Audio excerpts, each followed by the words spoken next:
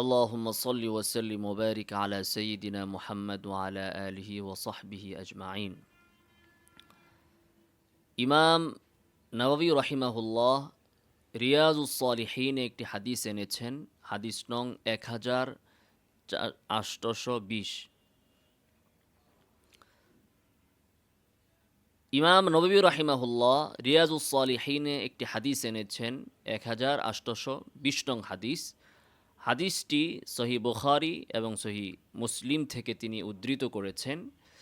সাহাবী আবু হুরায়রা রাদিয়াল্লাহু তাআলা আনহু থেকে বর্ণিত, রাসূল সাল্লাল্লাহু আলাইহি ওয়াসাল্লাম বলেন, লা তাকুমুস সাআতু হাত্তা ইউকাতিলাল মুসলিমুন আল ইয়াহুদ। রাসূল সাল্লাল্লাহু আলাইহি ওয়াসাল্লাম বলেন, কিয়ামত সংগঠিত হবে না, কিয়ামত হবে না যতক্ষণ না মুসলিমগণ ইয়াহুদীদের সাথে যুদ্ধ করবে, লড়াই করবে। অর্থাৎ কিয়ামতের পূর্বে ইহুদিদের সাথে মুসলমানদের একটি বিশাল লড়াই হবে। এতে করে বোঝা যাচ্ছে যে কিয়ামতের আগে পৃথিবীর সুপার পাওয়ার হবে ইহুদিরা। পৃথিবীর নিয়ন্ত্রণ, শক্তি, ক্ষমতার দিক থেকে ইহুদিরা অনেক প্রভাবশালী হবে এবং তারা মুসলিমদের উপর নির্যাতন করবে, জুলুম করবে, মুসলমানদেরকে বাধা দিবে, মুসলমানদেরকে কষ্ট দিবে, তাদের দেশ দখল করবে। ফলে একটা লড়াই বাঁধবে মুসলমানদের সাথে ইহুদিদের। আল্লাহ রাসূল সাল্লাল্লাহু আলাইহি ওয়াসাল্লাম বলেন, হাত্তা ইয়াখতাবি আল ইয়াহুদিয়্যু মিন ওয়ারাইল হাজারি ওয়াশ শাজারি। লড়াইয়ের এক পর্যায়ে ইহুদিরা পরাজিত হবে, এমন পরাজিত হবে যে তারা পালানোর জন্য পাথর এবং বৃক্ষের আড়ালে লুকাবে। পাথরের পেছনে যে আত্মগোপন করবে, গাছের আড়ালে যে আত্মগোপন করবে মুসলমানদের হাত থেকে বাঁচার জন্য। তো আত্মগোপন করে পালায় কারা? যারা পরাজিত হয়, যুদ্ধে যারা হেরে যায়। তো ইহুদিরা যুদ্ধে হেরে পাথরের পেছনে, বৃক্ষের পেছনে যেয়ে আত্মগোপন করবে। ফায়াকুলুল হাজার ওয়াশ শাজার। কিন্তু ইহুদিরা এরা এত জঘন্য, এদের অত্যাচার এত মারাত্মক হবে, এদের জুলুম এতটা খতরনাক হবে যে যখন তারা একটা পাথরের পেছনে বা গাছের পেছনে যে আশ্রয় গ্রহণ করবে, লুকাবে, পালাবে, তখন ওই বৃক্ষ, ওই পাথর, আল্লাহ তাআলা তাদের জবান খুলে দিবেন। সে বলে উঠবে, ইয়া মুসলিমু হাযা ইয়াহুদিয়ুন খালফি, যে হে মুসলিম ভাই, তোমার এত কষ্ট করে খুঁজতে হবে না, আমার কাছে আসো, আমার পেছনে একটা ইহুদি আছে। গাছ বলবে যে হে মুসলিম, আমার পেছনে আসো, এখানে একটা ইহুদি আছে। পাথর বলবে, হে মুসলিম ভাই, আমার এখানে আসো, আমার পেছনে একটা ইহুদি আছে।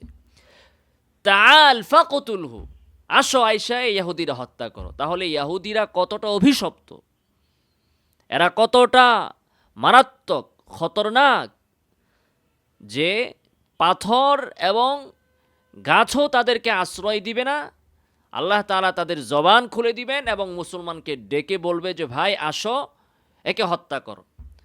তো আজকে আমরা দেখতেছি যে ফিলিস্তিনে এই ইহুদিরা মুসলিমদের উপর কি নির্মমভাবে অত্যাচার করছে।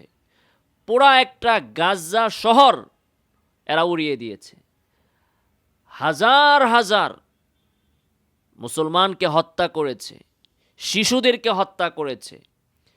একেবারে বিশাল বিশাল অট্টালিকা মাটির সাথে মিশিয়ে দিয়েছে। এখন গাজায় গেলে মনেই হবে না যে কিছুদিন পূর্বেও, কয়েক বছর পূর্বেও এখানে বাড়িঘর ছিল। হাসপাতালে মানুষ চিকিৎসার জন্য গিয়েছে, সেখানেও তারা বোমা মেরে রোগীদেরকে হত্যা করে ফেলেছে, শিশুদেরকে নির্বিচারে হত্যা করেছে, নারীদেরকে গণহারে ধর্ষণ করেছে।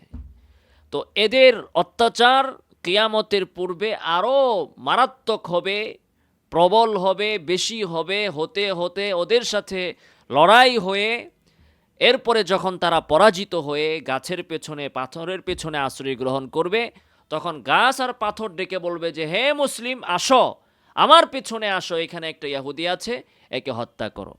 ইল্লাল গারকাদা ফাইন্নাহু মিন শাজারিল ইয়াহুদ। রাসূল সাল্লাল্লাহু আলাইহি সাল্লাম বলেন যে একটা গাছ ছাড়া, ওই গাছের নাম হচ্ছে গারকাদ বৃক্ষ।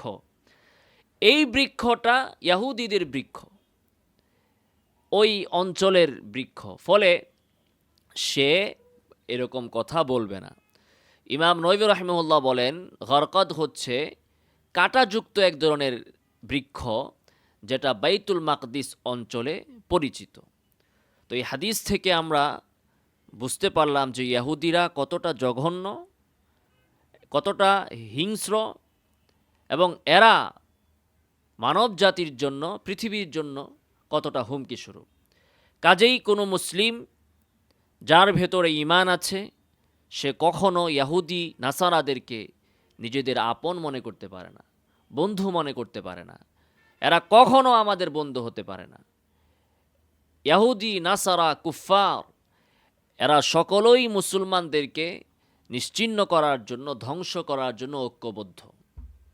সমস্ত বাতিল ঐক্যবদ্ধ মুসলমানদেরকে ধ্বংস করার জন্য। এই জন্যই আমরা দেখি ইসরায়েল, ইহুদি, এরা এই যে ফিলিস্তিনকে ধ্বংস করে দিচ্ছে, গাজা শহরকে ধ্বংস করে দিচ্ছে, কিন্তু আমরা জাতিসংঘ বলি, আমরা আমেরিকা বলি, কেউই কোনো কার্যকর ভূমিকা নিচ্ছে না মুসলমানদেরকে হেফাজত করার জন্য। কারণ এরা উপর দিয়ে যাই বলুক, মূলত এরা সকলেই ঐক্যবদ্ধ মুসলমানদেরকে ধ্বংস করার জন্য।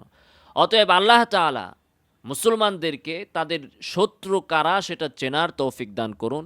আমিন। ওয়া আখিরু দাওয়ানা আলহামদুলিল্লাহি রাব্বিল আলামিন।